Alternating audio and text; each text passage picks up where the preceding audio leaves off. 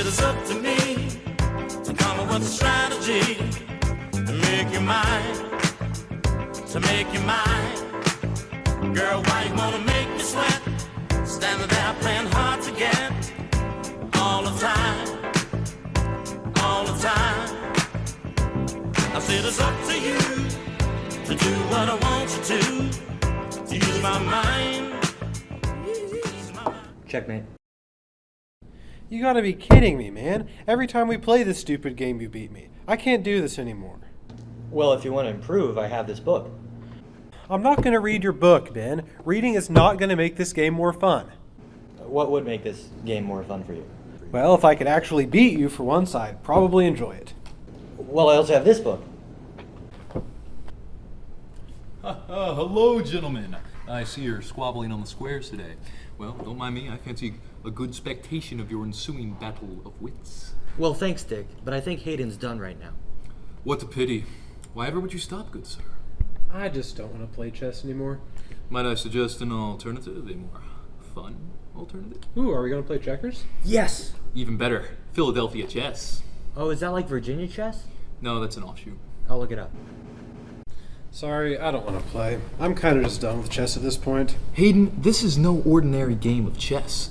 If you meet me in the lounge this afternoon, I will intimate you with the proverbial tricks to be turned.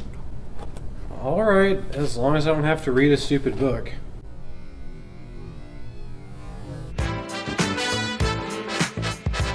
Hey, ready to go? Wait here for precisely 17 seconds, then enter.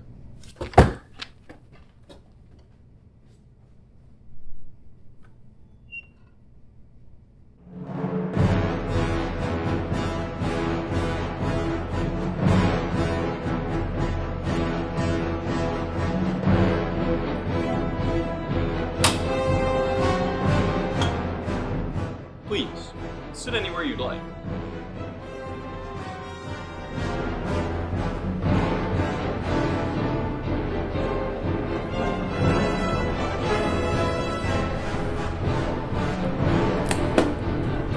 So I heard you wanted to learn the ways of Philadelphia chess.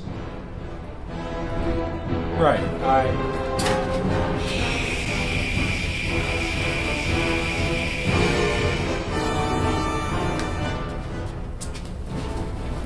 Speak up a bit. Right! I just wanted to play a game of chess that is more fun. Fun? Philadelphia chess is not about having fun. In fact, it is the opposite. It is a grueling expedition into the mind taking lifetimes to fully understand, but the rewards are boundless. Philadelphia chess makes you intelligent, quick-witted, and handsome. Okay, but I'll be able to beat Ben, right? Under my tutelage, you will be able to vanquish any foe. Now let the Enlightenment begin. Alright, so what are the rules? The rules? You will have no appreciation for the rules if you are not privy to the history. You see, Philadelphia chess has no beginning, which makes recounting its origins impossible. However, many have decided to use the city of Philadelphia itself as a heuristic. However, it is unhelpful to begin with an anthropocentric lens, for one must examine why Philadelphia in particular incubated the wonderful game. You see, the Delaware and Schuylkill rivers, which border Philadelphia, give a certain humidity to the air, which is often thought to be the factor that makes the French-style bread and Philly cheesesteaks so delicious. However, this phenomenon also produces fascinating symptoms in animals. Many have attested to seeing local squirrels use mnemonic spatial chunking techniques to form perfect 8x8 arrays with acorns, simulating Roman phalanxes and other battle techniques. However, whether or not this counts as a true beginning has been the subject of endless scholarly debate. A more agreed-upon consensus for the beginning is when the Susquehannock and Lenape tribes crossed the Bering Strait some 15,000 years ago. These tribes would cut notches and sticks and play season-long matches, combining strategy, myth, creativity, and ritual. All was well until the European colonists invaded this delicate ecosystem. However, William Penn was more empathetic than most, averting a cultural eradication. The Treaty of Shackamaxon established friendship between the two cultures, as recorded in Penn's diary and Lenape Wampum Belts. Soon after, the Great Modernization of 1683 saw history's greatest act of syncretism, which combined Western Orthodox chess with traditional Lenape ritual. So the squirrels played chess. Your curiosity indicates that your enthusiasm has been piqued. I believe I may begin bestowing the ancient secrets upon your mind. Philadelphia chess is widely distinguished for its differentiation between atomic and composite pieces, the latter of which are formed through the alchemical and later nuclear fusion of atomic pieces. The flat earth and globular dichotomy can be used to determine the playing surface. Beginners often opt for the Pangean landmass with endless nautical expanse, while the more advanced opt for Kepler's model with magnetic field integration. Trait inheritance is how the combination of many atomic pieces can combine to form an entirely new piece with new characteristics. For example, a bishop on top of a queen can combine to form a theocrat, and a pawn on top of a rook can form a parapet archer before the industrial era. When you capture a composite, it will lose its bottommost component, unless the Jenga clause is invoked, in which case the bottom piece will be pulled out, and only the pieces landing face up will remain in play. This brings us to the important concept of coaching. Philadelphia chess requires that each player below the rank of master be provided with a coach to ensure the integrity of the game. Now is a good time to mention the doctrine of metempsychosis, which combines Lenape chess with before philosophical advancement reaches a certain maturity. Pieces must be killed. Mana may be acquired passively, but before the consequences of this, but more developed societies identify economic structures. These include the Egyptian lost Christianity, Buddhism, Hinduism, or atheism. But the most common is the lifeblood field, which has scientific development, which is the defining factor of the ecclesiastical service. Hydrodynamic stasis of Pyrrhus plays out courage for another fact. The all-American farmers ascend to the atomic age without preventing the iron being used. But, of course, all Philadelphia chess players may barter for their pieces back. But it should be noted that such trades depend solely on the discretion of the players. And thus the Bulgarian state through its players may try. Of course, I'll do match. However, I think that's still very good. And also attempt to field this. However, the point reward is chess. You see, it's very powerful and an extreme brutalization. And for endgame conditions, of course, we have points victory, scientific victory, military conquest, ideological hegemony, mass extinction event, and checkmate. And stalemate too, but that occurs seldom.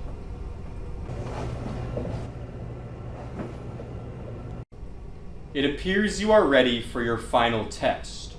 Go now and challenge Richard to a match.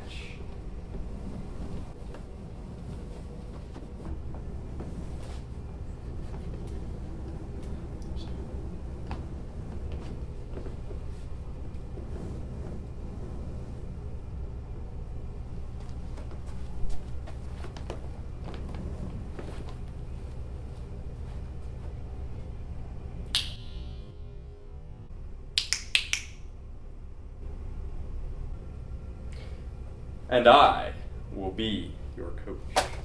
Master DeLuca, my liege, it would be an honor. Oh, you don't have to call me that. Just call me His Excellency Dr. Professor DeLuca, Chesswire.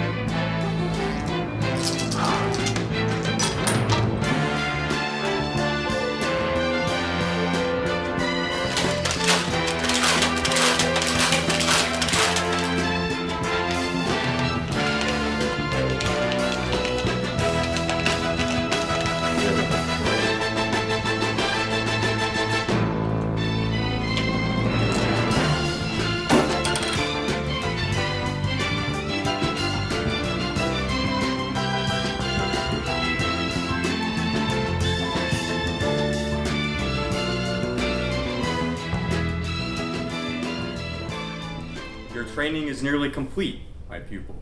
Now it is time for you to take wing and finish the match on your lonesome. I understand, Dr. Professor DeLuca, chess squire. You fool! You've attempted to penetrate my offensive line prematurely. I can now send my fullback to perform an illegal crackback block, injuring your knight and sending him to your sidelines. However, because your knight was offsides, the penalty is offset, and I receive no punishment. Well then, I will attack your rook with my pawn. Slow your roll there, buckaroo. If you can recollect, this pawn is one of my double agents, so he's under my dominion now. Right. Well then, I'll disengage my bishop from your offensive lineman to attack your rook, placing him in hydrodynamic stasis. Then I will use my knight, multiplying by 2, to disengage your bishop and create a small Hadron Collider to counter your large one. Well then, I'm going to use my Cerberus pawn to attack your offensive line. A critical error.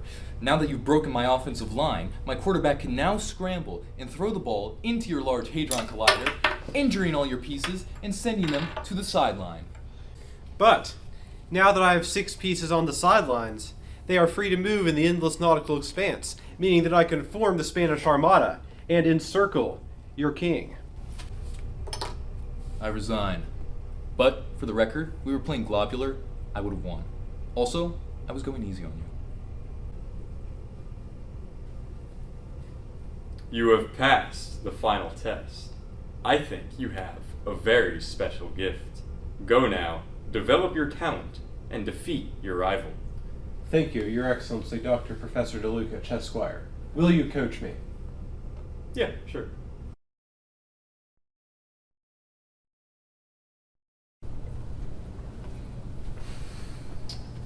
Hey Ben, wanna play some Philly chess? Oh yeah, I've been reading up on it a bit actually. Ha! Reading. What a silly way to learn. Oh yeah, very silly. So you want to get started? Why yes, Jacob DeLuca will be my coach. Okay, Richard will be my coach then. Ha! Richard. So the board is wide open. You can do pretty much anything except... I got this.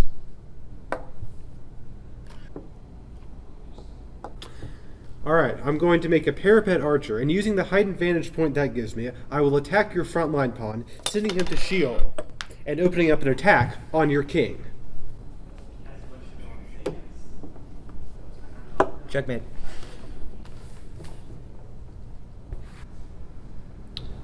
So I've got this book.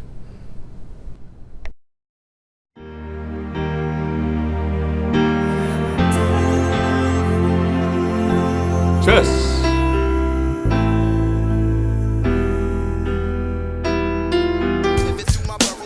Holla at your boys. Philly. Philly from Philly.